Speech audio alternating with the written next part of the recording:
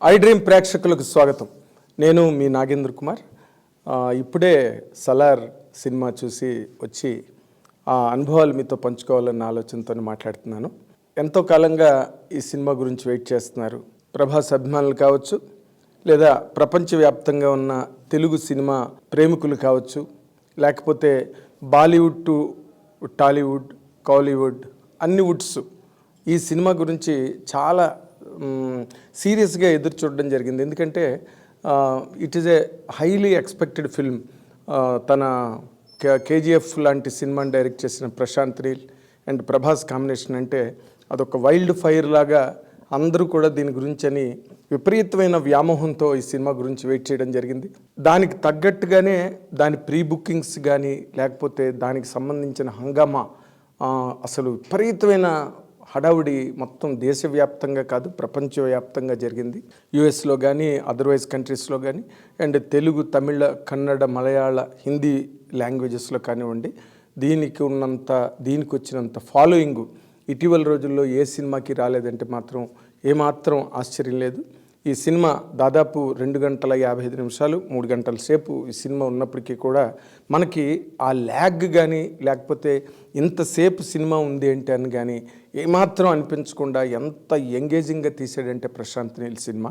Hats off really. ఎందుకంటే ప్రభాస్ లాంటి హీరోని ప్రజెంట్ చేస్తున్నప్పుడు దీంట్లో ఒక హీరోయిజం ఉండాలి, ఆ రివెంజ్ డ్రామా ఉండాలి, లేకపోతే ఒక పట్టుదల, ఒక పంతం అన్నది ఆ హీరోయిజంలో కనిపించకపోతే ప్రభాస్ అభిమానులే కాదు, మొత్తం అభిమానులు, సినిమా అభిమానులే నిరాశపడే అవకాశం ఎక్కువ, ఆ ప్రమాదం ఎక్కువ ఉన్న కాంబినేషన్ అది. అలాంటి కాంబినేషన్ని ప్రశాంత్ నీల్ చాలా బాగా పండించాడు.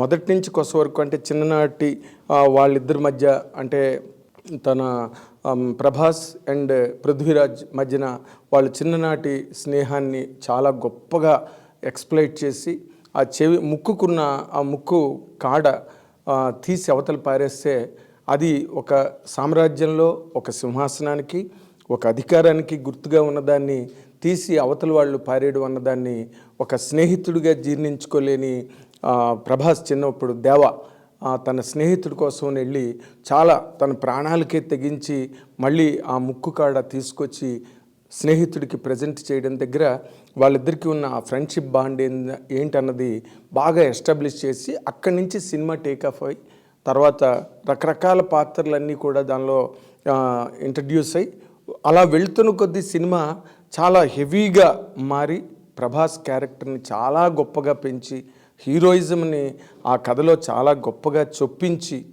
అంటే ఎక్కడ కూడా కథ వేరు, హీరోయిజం వేరు అన్న ఒక్క బైఫర్కేషన్ అన్నది లేకుండా ఆ కథని అంత గొప్పగా ఒప్పించి తీయడం అన్నదే ఈ సినిమాలో ఉన్న బేసిక్ ఛాలెంజ్.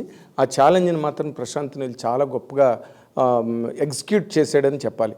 ఎందుకంటే ప్రభాస్ క్యారెక్టర్ ఇంట్రడ్యూస్ అయిన దగ్గర నుంచి కూడా మనం ప్రభాస్ ఏం చేస్తాడు, ఏం చేయబోతున్నాడు, ఏ విధంగా తన తాలూకా హీరోయిజం అన్నది ఎస్టాబ్లిష్ అవుతుంది అనే యాంగిల్లోనే ఏ ఆడియన్స్ అయినా ఎదురు చూస్తాడు.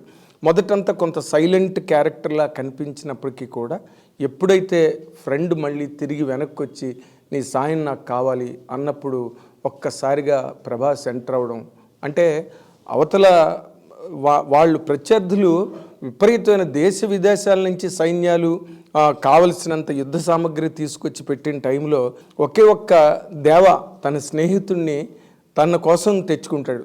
మొత్తం ఆ ఫోర్ట్ అంతా, మొత్తం ఆ రాజ్యం అంతా కూడా చాలా స్టన్ అయిపోతారనమాట. ఏంటి ఎంతమంది వచ్చేస్తారనుకుంటే ఒక్కడే వచ్చేడేంటి అనే ఒక్క ఫీలింగు సినిమాని ఒక్కసారి అలా మీదకి లేపిందనమాట. ప్రభాస్ క్యారెక్టర్ సెకండ్ హాఫ్ దగ్గర నుంచి, అంటే ఫస్ట్ హాఫ్ అంతా ఇంట్రడక్షన్స్, ఇది సీజ్ ఫైర్ 1 పార్ట్ 1 కాబట్టి మొట్టమొదటి క్యారెక్టర్లన్నింటినీ ఎస్టాబ్లిష్ చేయడానికి బాగా టైం తీసుకుని ఫస్ట్ హాఫ్ అంతా కూడా దాని మీదే బాగా కాన్సన్ట్రేట్ చేసి, ఎందుకంటే బికాజ్ ఇది సెకండ్ హాఫ్కి నిలబడాలి, మళ్ళీ సెకండ్ పార్ట్కి నిలబడాలి కాబట్టి క్యారెక్టర్లన్నీ పరిపూర్ణంగా ఎస్టాబ్లిష్ చేసి అక్కడ ఉన్న కథ ఏంటి, ఆ కథలో ఉన్న మెయిన్ ఛాలెంజ్ ఏంటి, మెయిన్ డిమాండ్ ఏంటి అన్నది బాగా ఎస్టాబ్లిష్ చేసి వాళ్ళిద్దరి మధ్య ఉన్న ఫ్రెండ్షిప్ని ఎస్టాబ్లిష్ చేసి ఆ రాజ్యంలో ఉండే కుట్రలు కుతంత్రాలు, ఆ కోటలో ఉండే కాన్స్పిరసీస్ ఇవన్నీ బాగా ఫస్ట్ హాఫ్లో అన్నీ మనకు చూపించి సెకండ్ హాఫ్కి అంటే ఆ కథలో బిగినింగు బేసిక్ క్యారెక్టర్స్ ఇంట్రడక్షనే ఉంటుంది.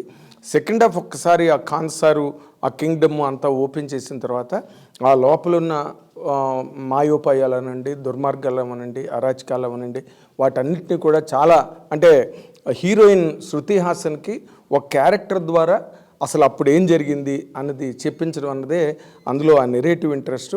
తను మొత్తం ఓపెన్ చేసి ఇలా జరిగింది, దేవా ఎందుకు వచ్చాడు అక్కడికి, దేవా ఏంటి అన్నది ఆ బేసిక్స్ని చాలా గొప్పగా అసలు చూపిస్తూ దాంట్లో ఉండే ఆ హెవీనెస్ యాక్షన్ ఎపిసోడ్స్ ఉన్నాయి, అసలు ఎక్స్ట్రాడనరీగా ఉన్నాయన్నమాట. అంటే ప్రభాస్ దగ్గర నుంచి ఏవైతే మనం ఎక్స్పెక్ట్ చేస్తామో, ప్రభాస్ పర్సనాలిటీ అవనండి, లేకపోతే ప్రభాస్కు ఉండే ఆ హీరోయిక్ ఇమేజ్ అవనండి, బాహుబలితో వచ్చిన ఇమేజ్ కానివ్వండి, మధ్యలో 2-3 సినిమాలు డిసప్పాయింట్ చేసాయి, ఆదిపురుష్ కానీ రాధేశ్యామ్ కానీ ఇవన్నీ. బట్ వాటన్నిటినీ ఆ ఛాలెంజ్ ఒకటి దృష్టిలో పెట్టుకున్నాడు ప్రశాంత్ నీల్. ఎందుకంటే ప్రభాస్ని చూపించాలంటే ఎప్పుడు కూడా ఒక ఫైర్ గన్ని తీసుకెళ్ళి ఫైర్ గన్ లాగే చూపించాలి తప్పితే ఆ ఫైర్ గన్ని మనం చాలా మాడిఫై చేసి ఏదో ఆర్టిస్టిక్గా చూపిద్దాం అనుకుంటే మాత్రం ఆడియన్స్ ఎంజాయ్ చేయలేరు అన్నది కమర్షియల్ ఫార్ములా. అంతే, ఏ కమర్షియల్ హీరో అయినా కూడా ఆ ప్రోటోకాల్ అన్నది ఆ హీరోయిజంకి ఉంటేనే ఆ సినిమాకి హెల్ప్ అవుతుంది, ఆ సినిమా అభిమానులు కూడా ఎంజాయ్ చేస్తారు. అండ్ జనరల్ రెగ్యులర్ ఆడియన్స్ కూడా హీరోయిజం ఎలివేట్ అవుంది ఫిల్మ్, ఏ ఫిల్మ్కి కూడా ఏ ఫిల్మ్ టచ్చింగ్గా మనకు టచ్ అవ్వదు ఆ సినిమా. బట్ ఈ సినిమాలో ప్రశాంత్ నీల్ అంత కేరు తీసుకున్నాడు. అండ్ సెకండ్ హాఫ్కి వచ్చేసరికి అసలు ఒక బీభత్సం క్రియేట్ అవుతుందన్నమాట.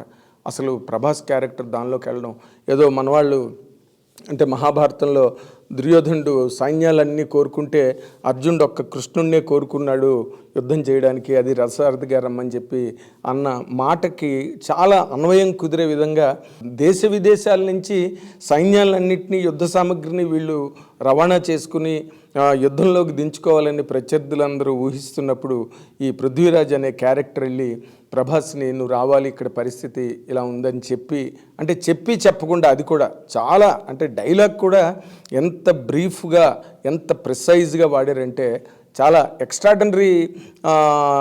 Extraordinary presentation of a film. ఒక మాస్ కమర్షియల్ హీరోని అంత ఒక హెవీ బడ్జెట్ హెవీ లెవెల్లో తీసినప్పుడు ఎలా చెయ్యాలి, ఎలా తీయాలి అన్నదానికి ఇప్పుడు ఈ సలార్ అన్నది 100% ఒక బెస్ట్ ఎగ్జాంపుల్ అని చెప్పడానికి ఏమాత్రం సందేహించక్కర్లేదు. సెకండ్ హాఫ్లో అంటే నేను సెకండ్ హాఫ్ గురించి ఎందుకు చెప్తున్నానంటే ఏ సినిమా అయినా ఎప్పుడైనా కూడా ఫస్ట్ హాఫ్ అంతా కూడా ఇంట్రడక్షన్స్ ఉంటాయి అండ్ కథ తాలూకు నెరేటివ్ తాలూకు లాక్స్ ఉంటాయి. అవి సెకండ్ హాఫ్కి వచ్చేసరికి ఎప్పుడైనా కూడా ఆ లాక్స్ ఓపెన్ అవ్వాలి.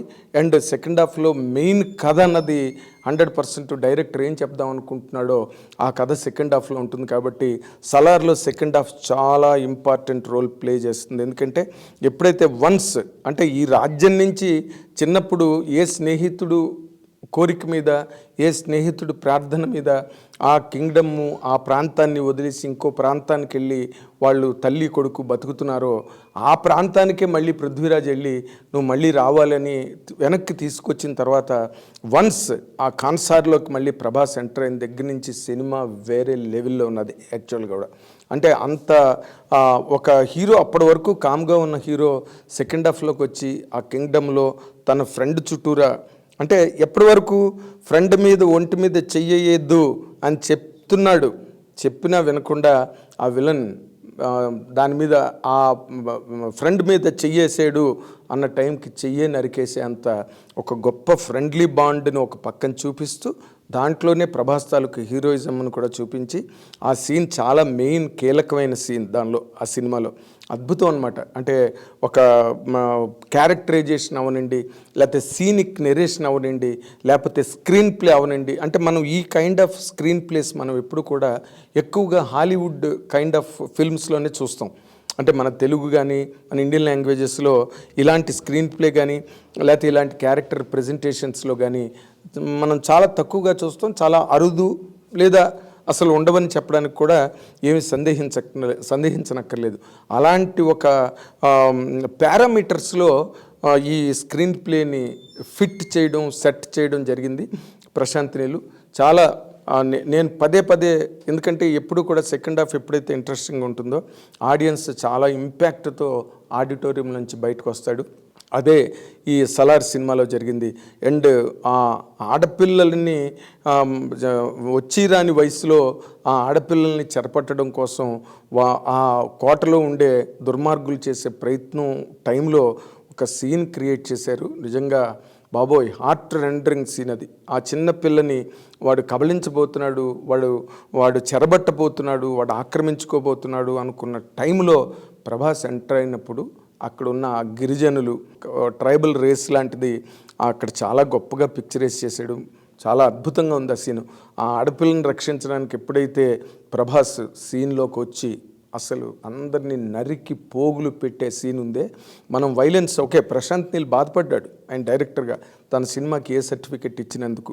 ఎందుకంటే బట్ ఏ సర్టిఫికెట్ వైలెన్స్ ఉందని వాళ్ళు ఇచ్చారు, కానీ ఏ సర్టిఫికెట్ ఈ వైలెన్స్ కోసమే, వైలెన్సు అనవసరంగా కథతో సంబంధం లేకుండా, సన్నివేశంతో సంబంధం లేకుండా, పాత్రల ఆక్రందనతో సంబంధం లేకుండా కేవలం వైలెన్సే ప్రధానంగా, వైలెన్స్ని పండించడమే ఒక ప్రధాన ధ్యేయంగా కనుక డైరెక్టర్ సినిమా తీసుంటే 100% ఏ సర్టిఫికెట్ ఇవ్వాలి. కానీ ఒక ఆడపిల్లని ఒక దుర్మార్గుడు చెరబట్టబోతున్నాడు, అలాంటిది ముక్కుపచ్చలారిన ఆడపిల్లని కబళించబోతున్నాడు అనుకున్న టైంలో హీరో వచ్చి అందరూ అడ్డుపడుతున్న వాళ్ళందరినీ కూడా చితక్కొట్టి వాళ్ళని అందరినీ చంపడం అన్నది వైలెన్స్లోకి ఎప్పుడూ రాదు.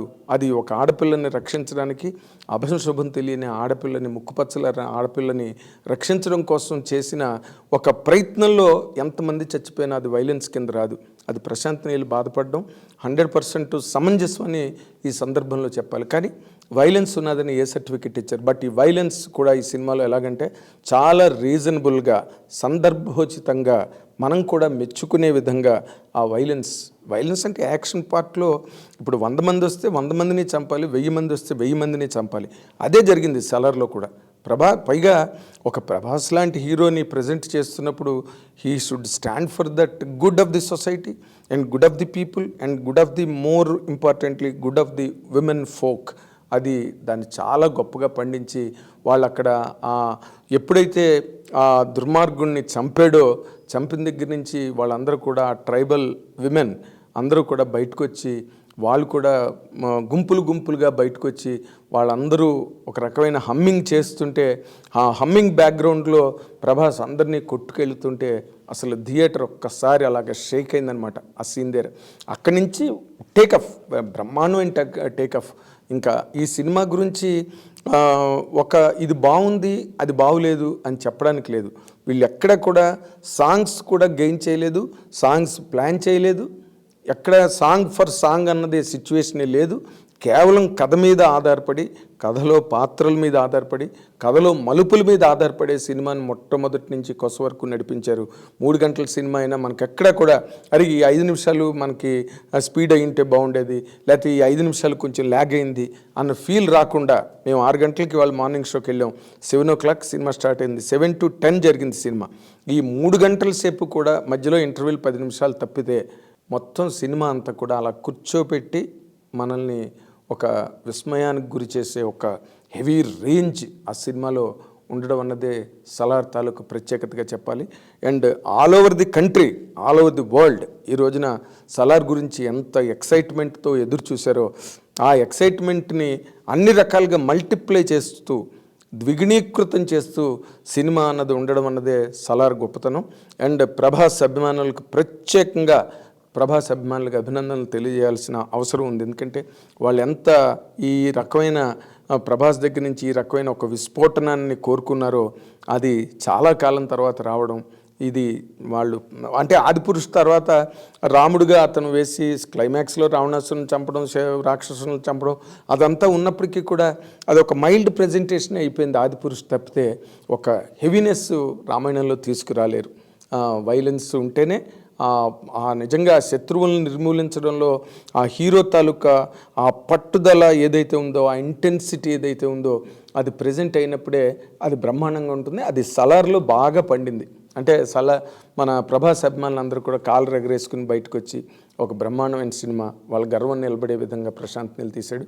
అండ్ మోర్ ఇంపార్టెంట్లీ కేజీఎఫ్ ఎంత బాగుందో, కేజీఎఫ్ సినిమా సెకండ్ పార్ట్ 2 ఎంత బాగుందో, ఫస్ట్ పార్టే అంత గొప్పగా ఉంది సలార్. అది గొప్ప విషయం. ఇందులో సెకండ్ పార్ట్ 2 కేజీఎఫ్ ఎంత బాగుందో పార్ట్ 1 అంత బాగుంది, అంతకన్నా బాగుందని కూడా చెప్పొచ్చు. ఎందుకంటే ఇక్కడ ప్రభాస్ అనే ఒక ఎలిమెంట్ ప్రత్యేకంగా ఈ సినిమాకి యాడ్ అయింది కాబట్టి తనకున్న ఫాలోయింగ్, తనకున్న పాపులారిటీ, తనకున్న వరల్డ్ ఓవర్ క్యాన్వాస్ ఏదైతే ఉందో, తనకున్న ఆడియన్సు, ఆ యాంగిల్స్లో కనుక ఆలోచిస్తే ప్రభాస్ 100కి కోటిపాళ్ళు సినిమాని పెంచాడు.